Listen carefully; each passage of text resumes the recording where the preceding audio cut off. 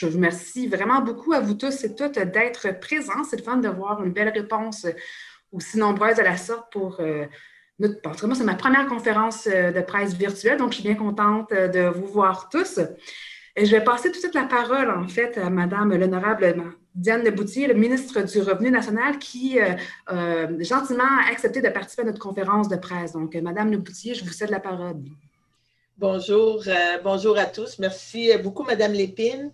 Donc, je voudrais souhaiter la bienvenue à cette conférence de presse à Madame Yolène Arsenault, qui est la directrice générale du Cégep de la Gaspésie et des Îles, à Monsieur Sylvain Vachon, directeur du groupe Collégia, ainsi qu'à Monsieur Sylvain Simré, coordonnateur des activités internationales et du bureau de Dakar, représentant des médias. Bonjour à toutes et à tous. Je peux vous dire que c'est un réel plaisir pour moi d'être parmi vous aujourd'hui et permettez-moi de vous transmettre d'abord les salutations de ma collègue, la ministre du Développement international, Karina Gould. Je peux vous dire que la pandémie avec laquelle nous sommes toujours aux prises a bien mis en évidence combien nous sommes tous reliés d'une manière ou d'une autre. Eh bien, je peux vous dire que c'est la même chose face au changement climatique. Le climat et ses effets se font sentir partout et ce dossier est une priorité pour le gouvernement du Canada. Nous savons que les effets du changement climatique menacent la santé et le bien-être des femmes et des populations pauvres et vulnérables dans le monde entier. Nous collaborons avec nos partenaires internationaux pour adresser cet enjeu planétaire, entre autres avec les membres du G7. Le projet dont je veux vous parler aujourd'hui est né des engagements du G7 à faire progresser l'économie grâce à des océans durables et sains. D'ailleurs, cette annonce s'inscrit dans le cadre de la Semaine du développement international, pendant laquelle nous soulignons la passion, l'engagement et le dévouement des Canadiens qui travaillent à créer un monde plus pacifique, inclusif et prospère pour tous. Le développement international du Canada a amélioré la vie de millions de personnes. Les Canadiens valorisent l'égalité et l'inclusion et voient la force dans la diversité. Aujourd'hui, j'ai le plaisir d'annoncer, au nom de ma collègue Karina Gould, qu'Affaires mondiales versera 7,5 millions de dollars pour le projet Adaptation des populations côtières et économie bleue, qui sera mis en œuvre par le Cégep de la Gaspésie et des Îles pour la période 2020-2024. Ce projet cible les communautés côtières de Guinée, de la Guinée-Bissau, de Gambie et du Sénégal. Il apportera un soutien important à la pêche durable et à la gestion des zones côtières, ainsi qu'à l'émancipation économique des femmes. Ces communautés sont fortement dépendantes de la pêche et d'autres ressources naturelles et ont une capacité limitée à s'adapter aux effets néfastes du changement climatique. Grâce à une meilleure gestion durable des pêches, ce projet vise à faire progresser le développement économique, social et environnemental des communautés ciblées, notamment les conditions de vie et de travail et de santé, ainsi que la résilience des populations vulnérables au changement climatique. On estime que ce projet devrait bénéficier à plus de 67 000 habitants, dont 20 513 femmes et jeunes femmes des communautés ciblées, notamment des îles Tristão en Guinée, du parc Cacheux en Guinée-Bissau, du parc national de Niumi en Gambie et de la zone marine protégée d'Abéné au Sénégal. Ce projet contribue aux engagements internationaux du Canada en matière d'atténuation et d'adaptation au changement climatique. Il soutient le leadership international du Canada sur les océans, notamment les engagements pris de la présidence du G7 en 2018. Il soutiendra également les acteurs nationaux dans la mise en œuvre de leur programme d'action nationale d'adaptation et contribuera aussi à l'engagement du Canada à réaliser le programme du développement durable pour 2030, en particulier l'objectif qui vise à conserver et utiliser durablement les océans. les mers et les ressources marines pour un développement durable. Maintenant, je vais vous parler de notre cégep et des choses incroyables que l'on fait chez nous de notre expertise. En effet, le cégep de la Gaspésie et des îles est impliqué dans la coopération internationale depuis plus de 25 ans et possède une vaste expérience du travail en Afrique de l'Ouest. Il met en œuvre ce projet avec des partenaires locaux dans chacun des 4 pays. Cette initiative s'appuie aussi sur les bons résultats d'un projet antérieur au Sénégal, financé par le Fonds canadien pour la résistance aux chocs climatiques en Afrique et sur une longue relation de partenariat avec l'Institut universitaire des pêches et de l'aquaculture du Sénégal. Affaires mondiales Canada remercie le cégep d'avoir comme objectif de contribuer à l'amélioration des conditions de vie et du travail des femmes dans les communautés côtières, tout en faisant la promotion de rapports égalitaires entre les femmes et les hommes œuvrant dans le secteur des pêches et de l'aquaculture. Je suis très fière du travail du Collège dans le secteur de la pêche et de l'aquaculture. Ce travail est très important et correspond aux priorités canadiennes en ce qui a trait à la protection des océans et l'accroissement de la résilience des communautés côtières, tel qu'indiqué dans le contexte de la politique d'aide internationale féministe du Canada. En conclusion, je voudrais souligner combien les défis que rencontrent ces communautés côtières de l'autre côté de l'Atlantique ne sont pas si différentes des nôtres. L'adaptation au changement climatique est un enjeu de taille pour une économie qui dépend de l'abondance des océans et le travail qu'effectue le cégep dans ce sens est vraiment exceptionnel. Ce projet reflète bien les valeurs et les objectifs de notre gouvernement qui met à l'avant la protection de l'environnement et la promotion de l'égalité des sexes et des droits des populations plus vulnérables. Encore bravo au cégep de la Gaspésie et des îles pour la mise en œuvre de ce beau projet qui solidifie la réputation de notre région comme un pôle d'expertise dans le secteur des pêches et de l'aquaculture et qui fait rayonner son expertise au niveau local, régional et international. Je peux vous dire que je suis tellement fière de ma région. Je vous remercie de votre attention, puis je cède maintenant la parole à Mme Yolène Arsenault, qui est la directrice générale du Cégep de la Gaspésie et des îles. Merci. Bonjour. Bonjour à tous. Permettez-moi d'abord de... Est-ce que ça va? Est-ce que le son... Oui. Bonjour à tous. Permettez-moi d'abord de saluer et du même coup souligner la présence de plusieurs personnes importantes, dont l'honorable Diane Leboutillier, députée de Gaspésie-les-Îles-de-la-Madeleine et ministre du Revenu national. Mes plus proches collaborateurs dans ce projet d'envergure, M. Sylvain Vachon, le directeur de la formation continue de notre cégep, M. Nicolas Simré, coordonnateur du développement international et du bureau de Dakar, Mme Yvonne Langford, conseillère en formation, et l'équipe de notre centre de recherche spécialisé en développement durable, le CIRAD, qui nous accompagne depuis plusieurs années dans nos interventions touchant le développement durable et les changements climatiques.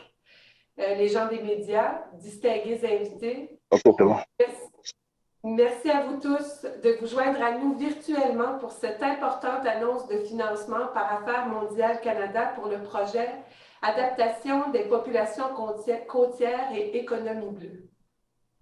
Ce financement de plus de 7 millions de dollars est le plus important en termes de valeur monétaire jamais obtenu par notre institution. C'est aussi, à notre connaissance, l'un des plus gros projets jamais accordés à un établissement d'enseignement collégial au Canada. Cette marque de confiance accordée par Affaires mondiales Canada témoigne bien de la notoriété et du service d'expertise en coopération internationale que notre institution a développé ici en Gaspésie et aux îles de la Madeleine. Les activités à l'international de notre cégep ont commencé modestement en 1989 en Guinée pour la réalisation d'une étude sur la privatisation d'une flotte de bateaux de pêche côtière. Depuis, plus de 35 projets de coopération internationale ont été menés par le Cégep de la Gaspésie et des Îles et le consortium Groupe Collégia, et ce, dans plus de 15 régions du monde. Le projet Adaptation des populations côtières et économie bleue vise à intégrer l'exploitation, la transformation et la commercialisation durable des ressources naturelles à une volonté marquée de protection et de conservation des zones visées. Ce beau projet ne pourrait se réaliser sans la collaboration de nos partenaires africains et le partage d'expériences et d'expertise de nos institutions respectives. Permettez-moi de vous les nommer, car sans eux, le projet ne pourrait anticiper le succès attendu. Il s'agit donc de l'Institut universitaire des pêches et d'aquaculture de Dakar, le Centre national des sciences halieutiques de Boussoura, l'Institut de la biodiversité et des aires protégées, et finalement le Department of Parks and Wildlife Management.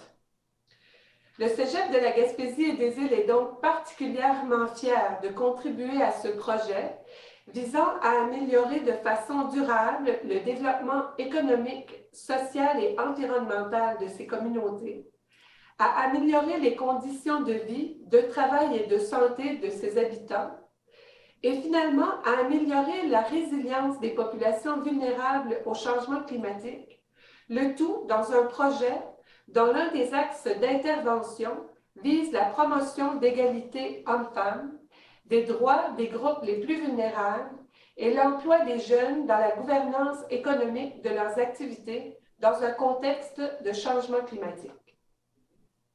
Enfin, bravo à tous les membres du personnel qui collaborent, de près ou de loin, avec Nicolas et son équipe à la réalisation et au succès de cet important projet. Merci. Merci beaucoup, Yolène. Je passerai donc la parole à M. Nicolas Rassiméré qui va nous expliquer en détail le projet. Merci Julie, Madame la ministre, Yolène. Tout d'abord, je voulais souligner la présence avec nous du directeur de l'Institut universitaire des pêches et de l'aquaculture de Dakar, le professeur Malik Diouf.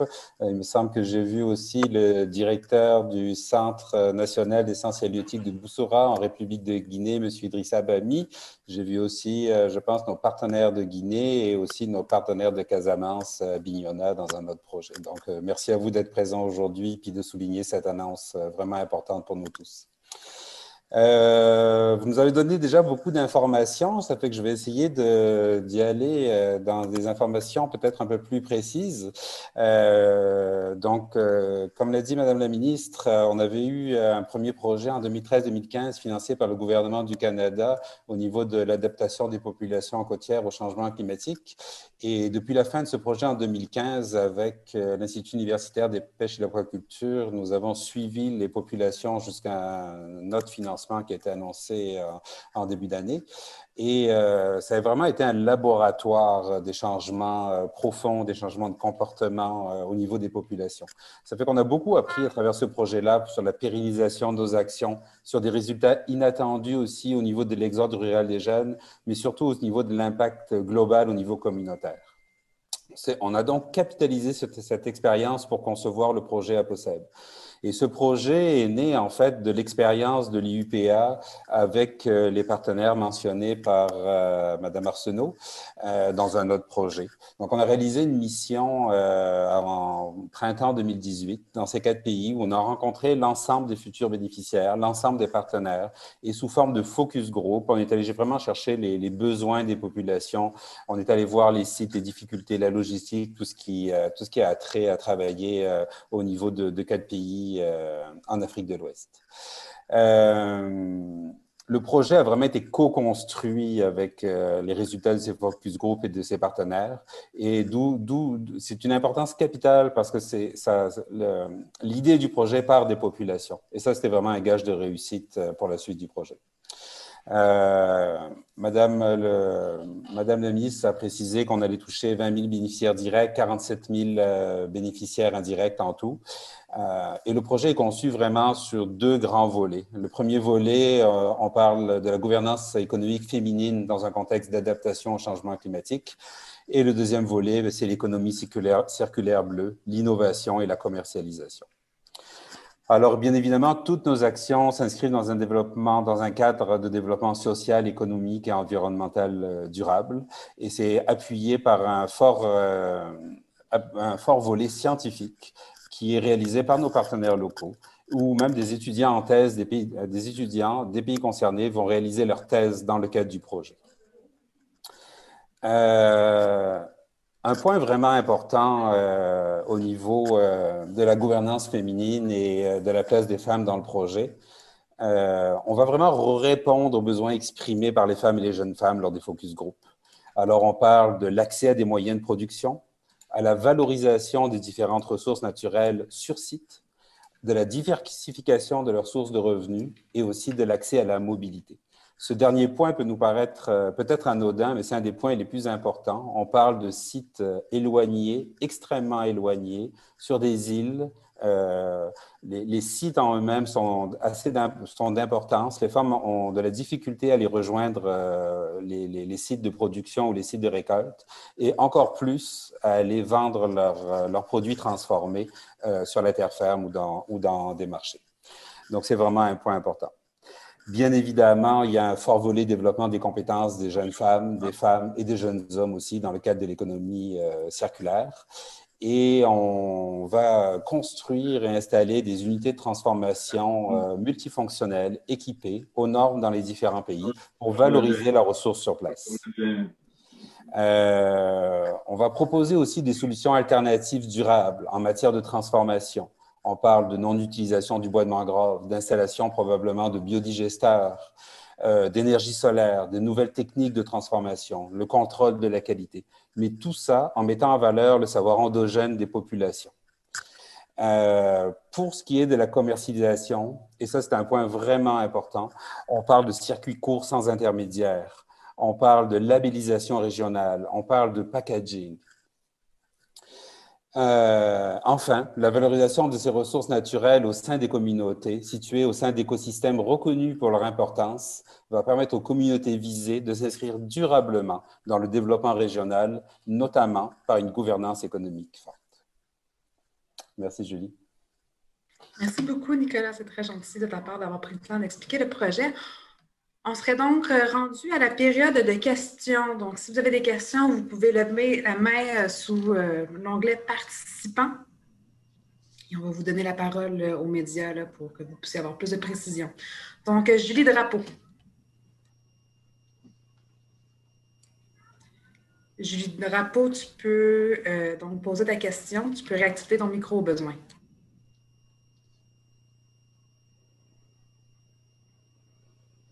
Bonjour, est-ce que vous m'entendez? Oui, très bien. D'accord. Effectivement, je vois que vous avez quelques-uns de vos partenaires africains en ligne. Est-ce que ce serait possible d'entendre un mot de leur part sur l'impact déjà qu'il y a eu en cette année du projet, ou bien ce qui a été fait comme travail en amont?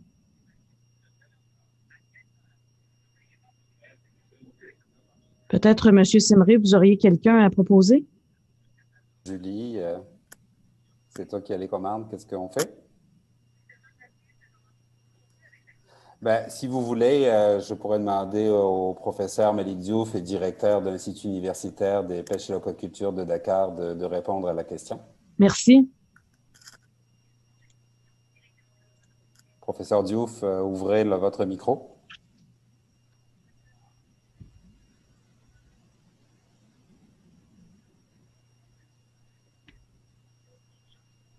On ne vous entend pas.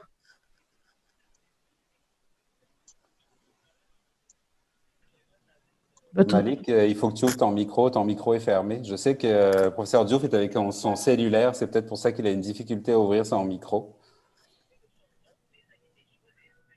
Ah, malheureusement, il est en train de parler en plus. Est-ce que vous pourriez proposer… Voilà. Vous m'entendez? Oui, oui, oui.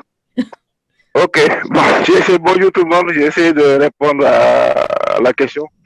C'est vrai, comme l'a dit M. Simré, c'est un projet qui a été travaillé en profondeur avant même l'obtention, par cette longue mission qui nous a permis de revoir ce qui a été fait auparavant avec ces différentes communautés.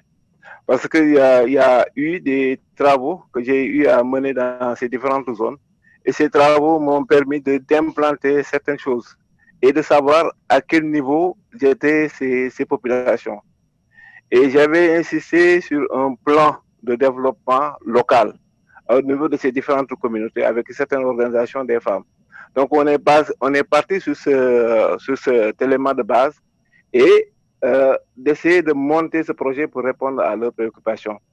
Maintenant, comme elle l'a demandé, si on regarde, comme l'a dit aussi Nicolas, qu'il y a déjà le fait de mettre des populations locales, des ressortissants de ces différents pays, à préparer leur mémoire de thèse dans ce projet, c'est déjà un. Parce que le fait qu'auparavant, c'était le Sénégal qui se déplaçait dans ces différents pays pour faire des suivis, des trucs, etc., dans ces différentes disciplines-là, par le biais d'autres projets. Maintenant, si on parvient à capaciter toutes ces populations, que demain qu'ils prennent le relais pour faire ce travail, ce serait déjà une première dans la sous-région, si je peux dire, comme ça. Maintenant, le bénéfice que ces populations attendent de ces projets est immense. Et je sais que les déjà partenaires qui sont déjà descendus sur le terrain ont ce retour. C'est des résultats que la population veut pour aller de l'avant. Il y a l'enclavement, il y a la méconnaissance, il y a des travaux traditionnels et qui veulent améliorer vu qu'il y a des changements climatiques, il y a des difficultés réelles et que ces populations ont la possibilité, ils ont un savoir endogène, mais comment l'organiser? Comment mettre en avant leurs connaissances, fusionner avec le modernisme, avec les apports qu'on va amener et donner plus de revenus à ces populations qui en ont tant besoin. Et il y a ce qu'on appelle aussi le fait que cette confiance mutuelle qu'il y a entre le collège, le CEGIP, parce que si je dis collégiat, le collégiat est dans CEGIP. Cette particularité que le collégiat a, le fait de partir des problématiques réelles, discuter avec les populations pour monter des trucs, ça c'est une première. Et moi je suis vu une chose étant à l'université, dans la recherche, dans le développement communautaire. Donc, il y a plein d'intervenants dans ces pays. Mais le fait de prendre en considération, parce que ce qui se fait d'habitude, les gens font leur projet, montent leur truc, une fois qu'ils ont le financement, ils descendent sur le terrain. Ils vont dérouler des choses, peut-être qu'ils peuvent ne pas être en adéquation avec les besoins. Maintenant, la particularité de Collégia, c'est que ce qu'on est en train de développer répond aux besoins des populations, parce que c'est des projets qui ont été montés en tenant compte avec une approche participative. Donc voilà la particularité. Donc on est au tout début des activités. Les enquêtes ont été effectuées. Ensuite, les résultats ont été analysés. Et on commence à déployer la mise en place des différents types de suivi, la mise en place des différentes activités et les formations idoines qui vont y aller. Certes qu'il y a le Saloum, comme l'a dit Nicolas, avec des projets antérieurs, c'est une école.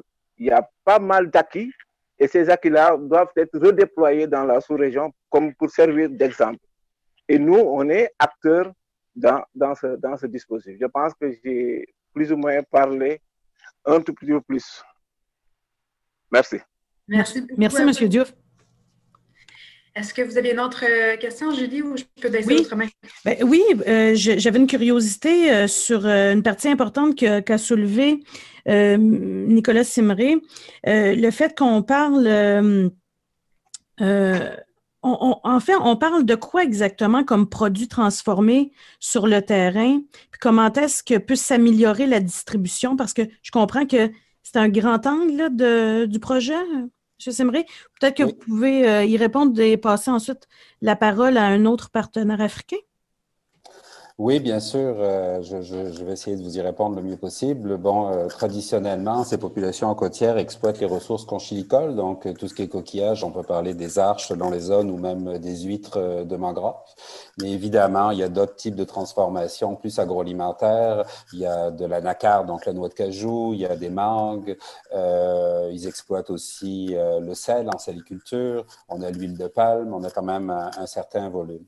La difficulté de ces populations, en fait, c'est de vraiment valoriser la ressource sur place. La plupart du temps, bon, par exemple, si je prends la noix de cajou, qui est un excellent exemple, il cueille la noix de cajou, il la ramasse et il l'envoie se faire transformer ailleurs, mettons en Guinée-Bissau, ou alors directement, ça va en Inde pour transformation. Il n'y a pas de valorisation de cette ressource-là. Donc ça, c'est vraiment une problématique majeure parce que les communautés travaillent presque pour rien à cause de la valorisation. Et on l'a vu dans le delta du Saloum, notamment si je prends l'exemple d'une sorte de coquillage qu'on appelle les arches. Avant le projet en 2013, le kilo d'arches séchées se vendait quelques dollars, c'était 3 ou 4 dollars le kilo. Actuellement, il se vend 14 kilos transformés et il y a encore une marge de progression qui est possible parce qu'on est en train de labelliser le produit, on est en train d'améliorer le packaging. Donc, on va vraiment les aider à tout ce niveau-là. On va créer une nouvelle des chaînes de distribution de ces produits-là et on va essayer de toucher le consommateur directement. Il y a quand même une classe moyenne qui émerge partout en Afrique de l'Ouest. Il y a des gens qui ont les moyens, mais ils veulent des produits de qualité, emballés de façon qualité, avec des tests nutritionnels, des tests microbiologiques. Et on arrive avec tout ça pour aider les populations à arriver à cette qualité-là. Alors, je vous dirais que c'est comme une échelle à monter. Dans le Saloum, en 2013-2015, on a monté 3-4 marches, mais il en reste encore des marches à monter. On les accompagne encore. Et là, on repart en bas de l'échelle avec les populations dans les 4 pays. On va sûrement monter 3-4 marches. On va essayer d'en monter un peu plus, mais probablement que dans les futures années, on va continuer à les accompagner avec les partenaires, ou les partenaires vont continuer à les accompagner, c'est certain. Donc, c'est vraiment un travail de longue haleine. J'aimerais peut-être entendre un de vos partenaires parler de la situation spécifique dans toute cette optique-là des femmes. Est-ce que vous verriez, à qui est-ce que ma question s'adresserait? J'aimerais ça les entendre parler de ce qui se passe sur le terrain. Pour les partenaires, si vous pouvez vous donner votre prénom et votre nom pour les journalistes pour qu'ils vous nomment correctement. OK. Je ne sais pas qui je pourrais vous passer, mais... Je peux... Je pourrais vous passer peut-être, je ne sais pas si M. Bami, Idrissa Bami, directeur du Centre national des sciences halieutiques de Boussoura, pourrait prendre la parole. Je vois que vous êtes là, M. Bami. Bonjour, directeur.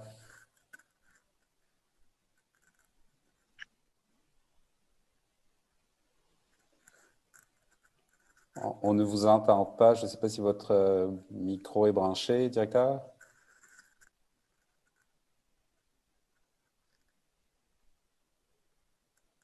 Là, il est fermé, donc il vient de se rouvrir.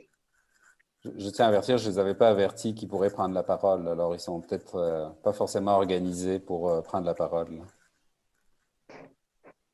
Je vous remercie de leur donner la parole. Ce sera sans doute des reportages, là, un des aspects intéressants des reportages.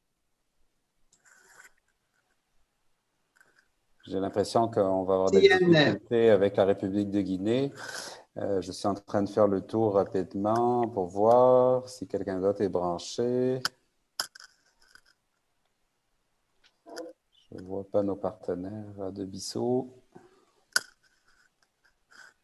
Sinon, une des choses possibles, c'est après la conférence de presse d'organiser en entrevue individuelle sur Zoom avec un partenaire. Nicolas, j'imagine que ça pourrait être possible. Oui, je pense qu'on pourrait peut-être l'organiser à l'avance puis faire des tests micro avant. Ça serait peut-être plus facile pour tous. On conserve ta dernière question, là, Julie, pour après la conférence pour voir avec les partenaires.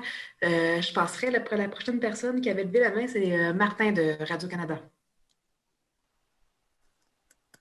Oui, bonjour, M. Siméré. Peut-être donner des détails sur le volet transmission de connaissances, travail terrain. Qui va assurer tout ça? Est-ce que ce sont des enseignants? Est-ce que ce sont des étudiants, par exemple, qui sont au doctorat, à la maîtrise? Peut-être nous dire concrètement qui va travailler sur le terrain. Merci pour la question. Alors, concrètement, c'est une multitude de personnes qui vont travailler sur le terrain. Tout d'abord, va avoir une équipe à Dakar avec des experts des pays concernés qui vont être dédiés au projet, donc en transformation, en genre, en développement communautaire. Et en environnement. Donc déjà, c'est une première série d'experts qui vont être sous la houlette du Cégep de la Gaspésie des Îles. On a évidemment nos partenaires qui, selon les spécialisations, sont spécialisés dans certains domaines. On a aussi des consultants, des experts locaux qui vont travailler pour nous. Mais oui, bien évidemment, on a des experts, mettons, de l'École des pêches et de l'aquaculture de Québec qui vont intervenir. On a, dans le cadre de ce projet-là, aussi des places de coopération volontaire qu'on va offrir au personnel, aux étudiants du Cégep qui vont pouvoir voyager dans le projet quand les conditions sanitaires seront revenues à la normale. Mais oui, c'est toute une organisation d'aller former tout ce monde-là. Mais il faut quand même savoir que, étant donné qu'on est dans 4 pays, on est dans 5 sites dans les 4 pays, on est dans 25 villages prioritaires. C'est quand même une grande zone à couvrir. Et entre les pays, c'est à peu près 1600 kilomètres du sud au nord. On a des animateurs communautaires dans chaque village, mais ces animateurs communautaires sont en fait des ambassadeurs climatiques. Ils ont vraiment un rôle de sensibilisation, mais aussi d'animation. On a des agents locaux qui sont là aussi pour organiser le travail et les missions. Mais on a aussi, chaque partenaire a un point focal qui organise aussi le travail en relation entre nous et chacune des organisations. Alors, un point important pour le bailleur de fonds aussi, c'était qu'il n'y ait pas 4 projets dans un projet, mais bien un seul projet. Donc, on va s'assurer justement que nos experts puissent travailler dans les 4 pays, de n'importe dans quel endroit ils viennent, pour qu'on arrive à essayer de faire le même projet vraiment dans les 4 pays. Martin, tu avais une question de suivi? Non, parfait, merci, c'est complet. Merci beaucoup, Martin. La prochaine personne qui avait levé la main, c'est Mme Dominique Jutras du Radar aux Îles de la Madeleine. Oui, bonjour. M'entendez-vous? Très bien, oui. Oui, c'est ça, je voulais, je fais du millage sur la question de Martin, à savoir au niveau concrètement, au niveau de la contribution du campus des Îles de la Madeleine, elle ressemble à quoi? Étant donné que je suis pour le radar aux Îles de la Madeleine.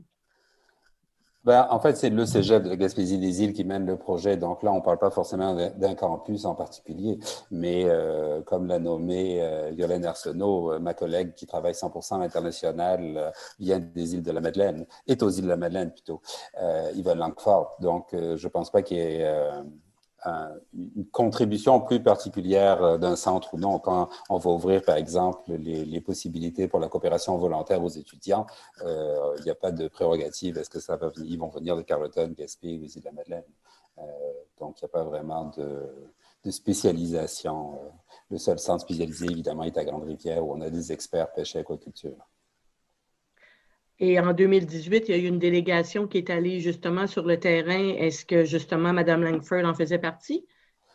Non, Mme Langford n'en faisait pas partie. Il faut savoir que ces missions exploratoires sont autofinancées par le Cégep. Donc, généralement, c'est des missions à très peu de personnel. Et en fait, la mission de 2 semaines que l'on a réalisée, je l'ai moi-même réalisée avec le professeur Mélik Diouf. On est arrivé en République de Guinée et on est retourné jusqu'à Dakar en véhicule, 1600 km à travers la brousse, les pistes, en s'arrêtant sur tous les sites potentiels de projet d'ailleurs. OK. C'est ça. Moi, j'avais envie de savoir qui avait participé au niveau des Îles de la Madeleine là, à l'élaboration de ce projet-là. Donc. Mais si vous parlez vraiment de l'élaboration, ma collègue Yvonne Langford relie absolument tous les projets et on collabore à plusieurs dans l'écriture des projets, que ce soit nos partenaires ouest-africains ou que ce soit à différents niveaux, au niveau du Cégep de la Gaspésie des Îles. OK. Bien, merci. Merci à vous. Merci à vous. Est-ce qu'il y avait d'autres questions de médias? Madame Lépine, est-ce que vous m'entendez? Oui, je vous entends très bien. Écoutez, on ne l'a peut-être pas mentionné, mais je vais prendre le temps de souligner il y a 25 ans passés, les gens là, qui ont été visionnaires au niveau là, du cégep de la Gaspésie et des îles de la Madeleine. Puis vraiment là, souligner ce travail-là qui s'est fait et qui nous amène aujourd'hui là, à une si belle annonce. Il y a toujours des gens qui sont passés avant nous. Donc, je tenais à souligner tous les personnes là, de l'époque et ceux qui ont suivi jusqu'à aujourd'hui. Merci. Merci beaucoup, Madame Leboutier. Il y a Simon Carmichael du Soleil. Oui, bonjour, Monsieur Simré. En fait, je veux savoir si c'était possible d'imager un peu l'impact concret que vous et le projet espérez avoir dans 2 ou 3 ans. Oui, je pourrais essayer en se basant sur ce qu'on a déjà fait dans le delta du Saloum au Sénégal. C'est vraiment des changements profonds au niveau des communautés parce qu'on intervient vraiment à différents niveaux. Donc, oui, on améliore les revenus des femmes, donc des familles. On a un impact vraiment global sur toute la communauté, mais on a aussi un impact très, très important sur la gouvernance féminine. La place des femmes au niveau de ces populations est vraiment mise en valeur avec la gouvernance économique. En leur donnant un pouvoir de gouvernance économique, on vient de vraiment considérablement augmenter la place des femmes dans ces populations. Ça, c'est vraiment un impact très, très, très important de nos actions. Un autre impact aussi, c'est tout le suivi scientifique qu'on fait au niveau des ressources, parce que bien évidemment, il y a des changements climatiques, il y a la surexploitation des ressources marines qui rentrent en jeu. Il faut comprendre que la plupart du temps, dans ces zones-là, 75% des chefs de famille sont des femmes, pour la simple et bonne raison que les hommes, qui sont souvent des pêcheurs, partent de ces zones-là et vont dans les pays limitrophes, que ce soit Sierra Leone ou un peu plus bas, pour pêcher. Donc, les femmes se retrouvent non seulement avec la responsabilité de la famille, mais aussi la responsabilité de la subsistance économique de la famille. Donc, on a vraiment un impact à ce niveau-là.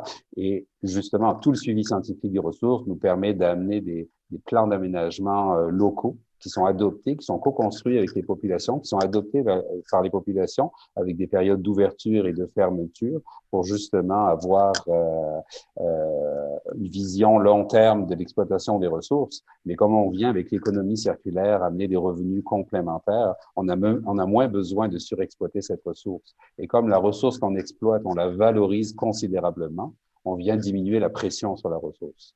Donc, en fait, on vient donner un peu d'espoir aux populations. Et si on prend, par exemple, le projet Saloum, parce que là, on a recul du premier projet qui s'est terminé il y a 6 ans, même si on a recommencé un autre projet avec eux, c'est que là, on vient même limiter l'exode rural, l'exode des jeunes femmes qui vont en ville, mettons à Dakar, pour trouver un emploi, pour aider et supporter les mamans dans les villages.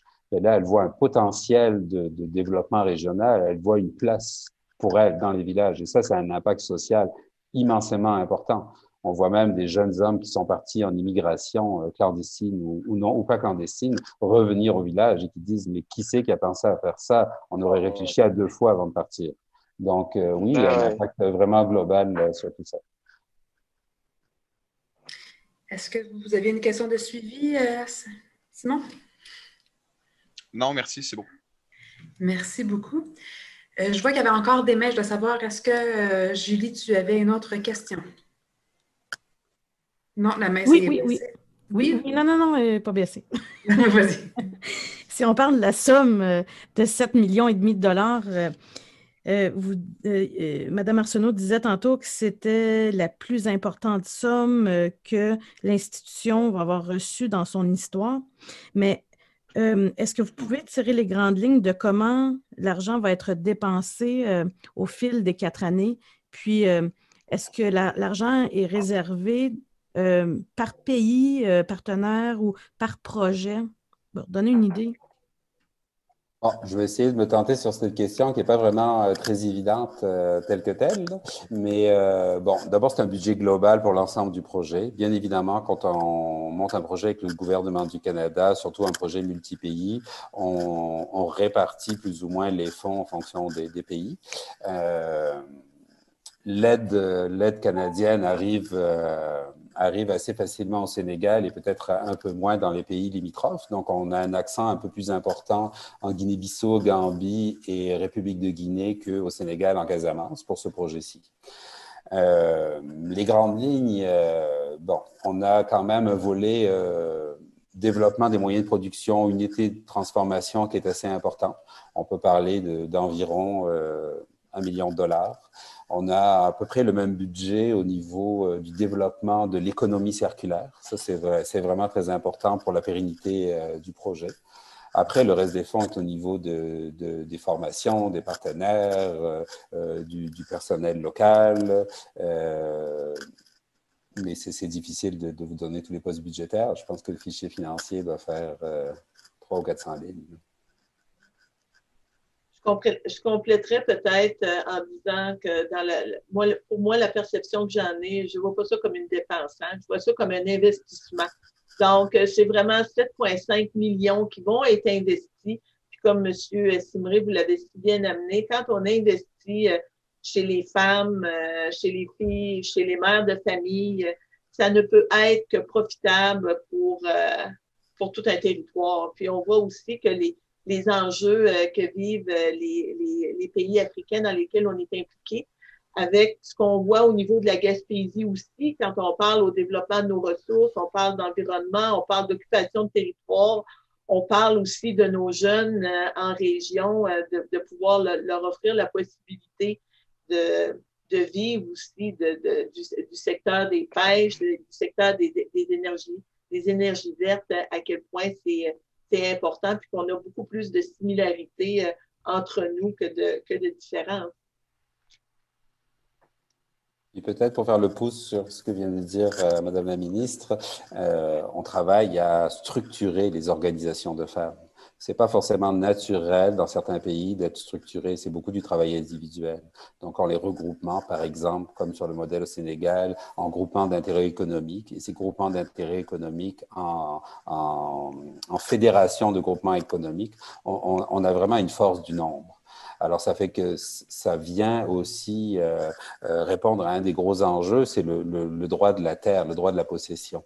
Les femmes sont souvent un peu défavorisées à ce niveau-là. Ça fait que quand on travaille avec des organisations, des regroupements d'organisations, on peut construire des unités de transformation et leur céder ces équipements-là. Ça leur appartient. Ça appartient à la communauté, mais ça appartient aux femmes à travers ces organisations. Donc là, on vient vraiment répondre à une problématique majeure de ces zones. Merci beaucoup, Nicolas. Je vais continuer avec les mains qui sont demeurées ouvertes. Est-ce que, Martin, tu avais d'autres questions? Je peux baisser ta main. Non, c'est beau, c'est complet, merci.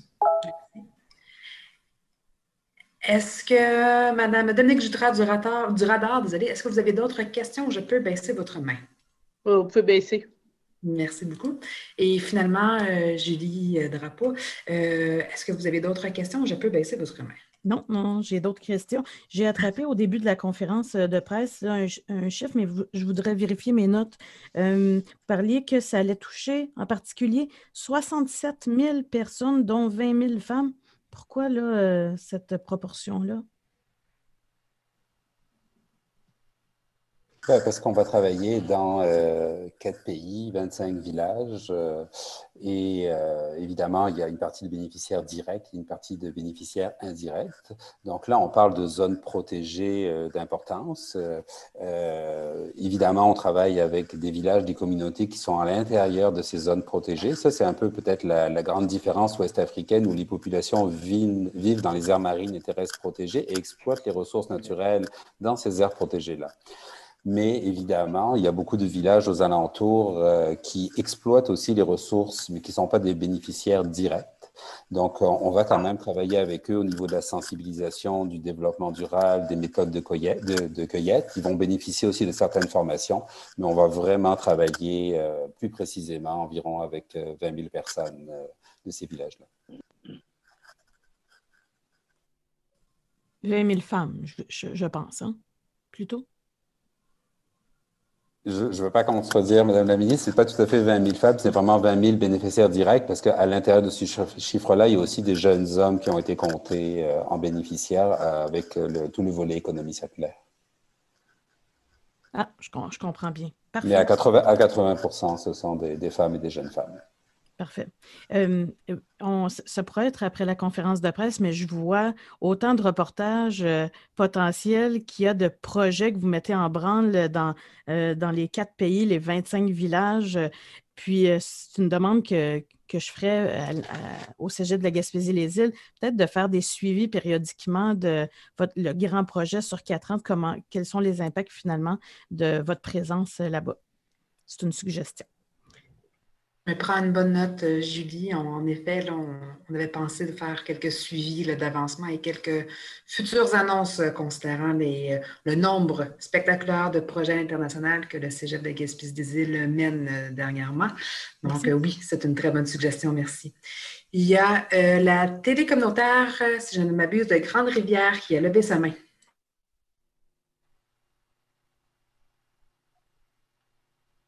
TVCGR, c'est votre identifiant sur la conférence de presse. Je vous invite à prendre la parole si vous avez des questions.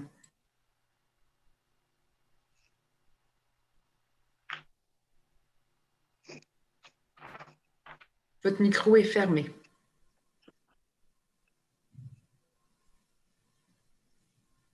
C'est les joies du...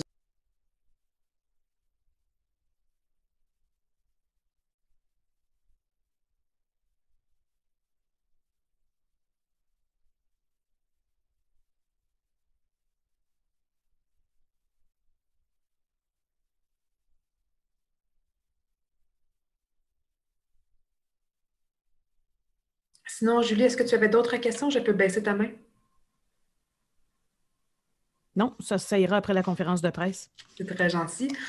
Donc, pour la télévision communautaire de Grande-Rivière, je vous cède la parole.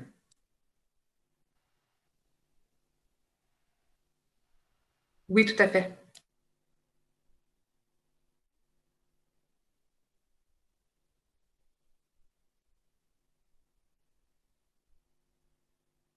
Merci pour la question. Déjà, on pourrait dire peut-être que l'international au Cégep de Gaspésie-des-Îles a commencé et a toujours poursuivi avec la contribution de l'École des pêches et de l'aquaculture. Dans le cadre du projet, évidemment, on est dans un environnement marin, halieutique. Donc, évidemment, les enseignants ou les professionnels ou le centre de recherche vont sûrement participer au projet.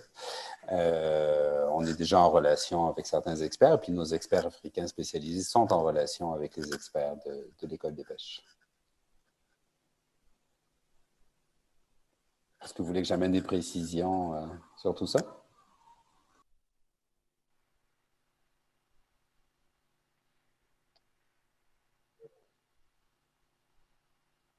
Par exemple, avec des exemples peut-être?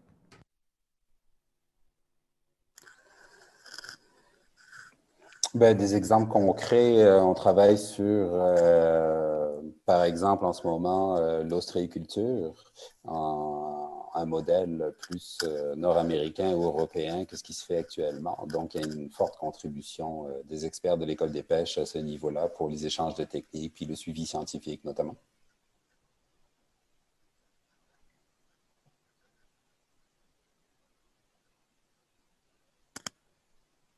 Est-ce qu'il y avait d'autres questions de la part des médias?